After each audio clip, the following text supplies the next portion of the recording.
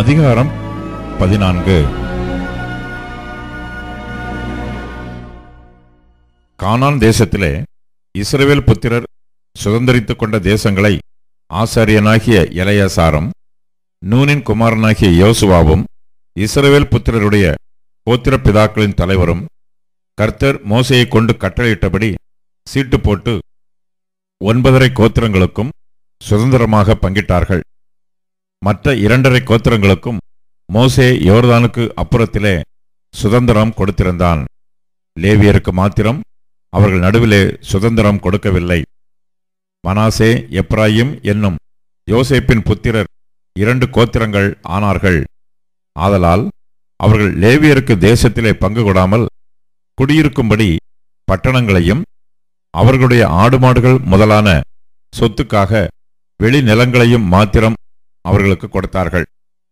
கர்த்தர் மோசேக்கு கட்டளையிட்டபடி இஸ்ரவேல் புத்திரர் செய்து தேசத்தை பங்கிட்டார்கள். அப்பொழுது யூதாவின் புத்திரர் கில்காலிலே யோசுவாவினிடத்தில் வந்தார்கள். கேனாசியனான எப்புன்னேயின் குமாரனாகிய காலேப் அவனை நோக்கி, காதேஸ் பர்னேயாவிலே கர்த்தர் என்னை குறித்தும் உம்மை குறித்தும் தேவனுடைய மனுஷனாகிய மோசேயோட சொன்ன வார்த்தையை நீர் அறிவீர்.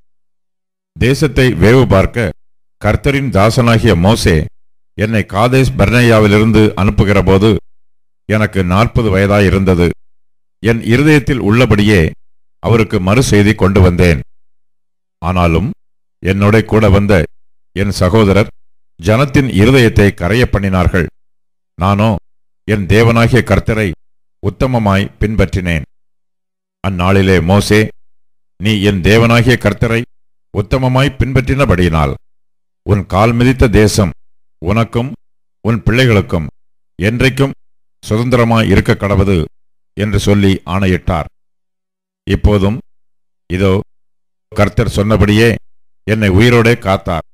இஸ்ரவேலர் வனாந்திரத்திலே சஞ்சரிக்கையில் கர்த்தர் அந்த வார்த்தையை மோசேயோட சொல்லி இப்போது 45 வருஷமாயிற்று.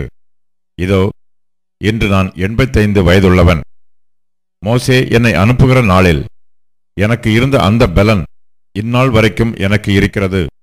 யுத்தத்திற்கு போக்கும் வருத்தமாய் இருக்கிறதற்கு அப்போது எனக்கு இருந்த பலன் இப்போதும் எனக்கு இருக்கிறது. ஆகையால் கர்த்தர் அந்நாளிலே சொன்ன இந்த மலைநாட்டை எனக்கு தாரும். அங்கே ஏனோக்கியரும் அரணிப்பான பெரிய பட்டணங்களும் உண்டென்று நீர் அந்நாளிலே கேள்விப்பட்டீரே. கர்த்தர் என்னோடு இருப்பாரானால் கர்த்தர் சொன்னபடி அவர்களை துரத்தி விடுவேன் என்றான். அப்பொழுது யோசுவா எப்புன்னேயின் குமாரனாகிய காலேபை ஆசீர்வதித்து எபிரோனை அவனுக்கு சுதந்திரமாக கொடுத்தான். ஆதலால் கேனாசியனான எப்புன்னேயின் குமாரனாகிய காலேப் இஸ்ரவேலின் தேவனாகிய கர்த்தரை உத்தமமாய் பின்பற்றினபடியினால் இந்நாள் மட்டும் இருக்கிறபடி எபிரோன் அவனுக்கு சுதந்திரமாயிற்று. முன்னே எபிரோனுக்கு கீரியாத் அர்பா என்று பெயர் இருந்தது. அர்பா என்பவன் ஏனாக்கியருக்குள்ளே பெரிய மனுஷனாயிருந்தான். யுத்தம் ஓய்ந்ததினால் தேசம் அமைதலாயிருந்தது.